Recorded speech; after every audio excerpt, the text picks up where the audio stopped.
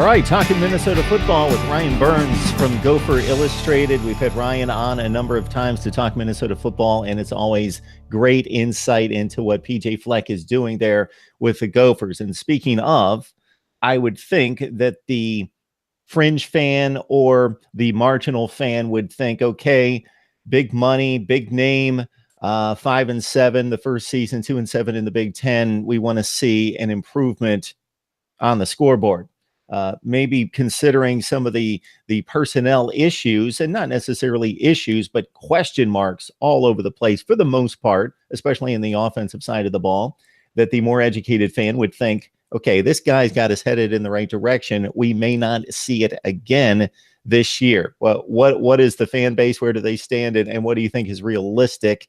And we've got a long way to go to August, of course. Yeah, the 2017 ending of the season left a definite sour taste in the mouth of many fans as Minnesota in their final two games gets outscored 70-0.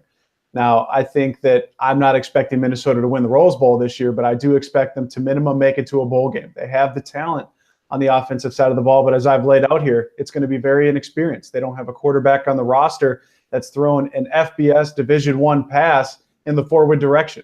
They have a lot of question marks at running back behind Rodney Smith because whoever's going to be getting the ball there won't likely have any career carries under their belt. I've talked about the wide receiver position outside of Tyler Johnson. Chris Ottman-Bell hasn't caught a pass. Demetrius Douglas, another name that played early in the season and went down with a season-ending injury. He's got very little experience there. Rashad Bateman's never caught a pass, amongst other names. So again, inexperience there. At tight end, you look at Nate Wozniak, the FBS top run blocking tight end, according to Football Focus. He's gone. Brandon Lingen, the pass catching threat there, he's gone. So what are you going to get from Ko Keefe? What are you going to get from Brevin Spanford, Colton Beebe, Jake Paulson?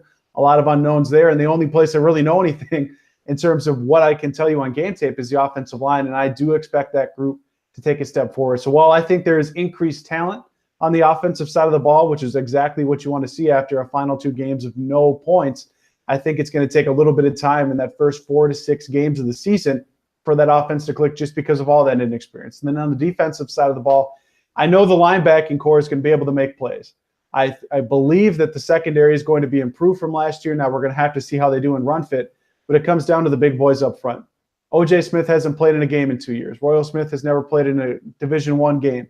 Ezzy Owatumu never played in a Division I game. So there's so much inexperience now with the amount of depth issues that Minnesota has, that it's going to take some time. I think the month of September and you looking into early October for this team to click, but I do expect this team to win at least 6 or 7 games this fall.